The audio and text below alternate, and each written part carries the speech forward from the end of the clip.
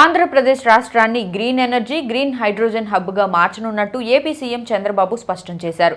సౌర, పవన, green hydrogen విద్యుత్ ఉత్పత్తిపై దృష్టి సాధించామని, ఈ రంగాల్లో దాదాపు 1,00,000 కోట్ల పెట్టుబడులు ఏపీకి వస్తున్నాయని సీఎం పేర్కొన్నారు.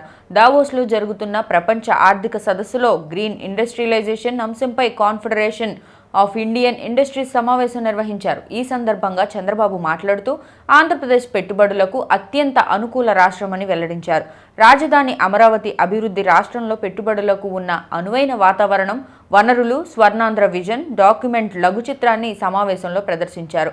అమరావతిలో గ్లోబల్ లీడర్షిప్ సెంటర్ ఏర్పాటు ద్వారా వచ్చే ప్రయోజనాలను పారిశ్రామికవేత్తలకు వివరించారు. పెట్టుబడుల ఆకర్షణ, ఉపాధి కల్పనే లక్ష్యంగా అమరావతిలో భారత పరిశ్రమల సమాఖ్య కేంద్రాన్ని టాటా సంస్థతో కలిసి ఏర్పాటు చేస్తామని చంద్రబాబు తెలిపారు. సమావేశం అనంతరం గ్రీన్కోతో ఎంఓయూ కుదుర్చుకోనున్నారు. ఆంధ్రప్రదేశ్ను గ్లోబల్ హబ్గా తీర్చిదిద్దేందుకు ఈ రంగంలో సుస్థిరాభివృద్ధి సాధించి ఇంధన సంస్కరణలతో ఆదర్శంగా నిలపడమే తమ లక్ష్యమని చంద్రబాబు వెల్లడించారు. వివిధ పారిశ్రామికవేత్తలతో, వరల్డ్ ఎకనామిక్ ఫోరం ప్రతినిధితోనూ చంద్రబాబు చర్చించనున్నారు. పునరుత్పాదక విద్యుత్ అంశాలపై జరిగే రౌండ్ టేబుల్ సమావేశాల్లో చంద్రబాబు పాల్గొంటారు. దావోస్ 3వ రోజు పర్యటనలో మైక్రోసాఫ్ట్ వ్యవస్థాపకుడు బిల్ గేట్స్తో చంద్రబాబు భేటీ అయి రాష్ట్రంలో పెట్టుబడులపై చర్చించనున్నారు. Unilever, DP World group, petroleum national Berhad, Google cloud, PepsiCo, AstraZeneca సంస్థల సీఈఓలతోనూ సీఎం సమావేశం కానున్నారు. Green energy, green hydrogen industrialisation సదస్సులో చంద్రబాబు మాట్లాడుతూ స్వర్ణాంధ్ర 2047 గ్రీన్ ఇండస్ట్రీలో దేశ భవిష్యత్తుకు సంబంధించిన విజన్ను ఆవిష్కరించారు. వికసిత్ భారత్ 2047కు దేశాన్ని సూపర్ పవర్గా తీర్చిదిద్దేందుకు ప్రయత్నిస్తున్నట్టు తెలిపారు. ప్రపంచ దేశాల్లో భారతీయులు వివిధ రంగాల్లో సాధిస్తున్న విజయాలను కొనియాడారు. ఆంధ్రప్రదేశ్కు చెందిన వివిధ పారిశ్రామికవేత్తలు ప్రతిభతో రాష్ట్రానికి ప్రత్యేక గుర్తింపు తెస్తున్నారని చంద్రబాబు పేర్కొన్నారు.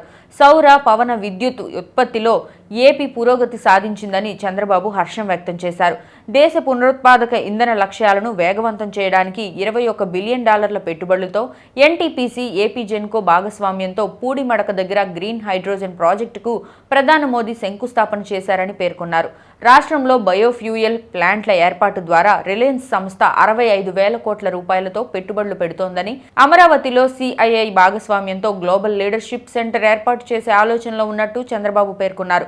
దీనికోసం స్విట్జర్లాండ్లోని ఐఎండి బిజినెస్ స్కూల్, జీఎల్సీలతో లెటర్ ఆఫ్ ఇండెంట్ కుదుర్చుకున్నట్టు వెల్లడించారు. దీనివల్ల గ్లోబల్ స్థాయిలో పోటీతత్వం, నాయకత్వ లక్షణాలు పెంపొందించవచ్చని తెలిపారు.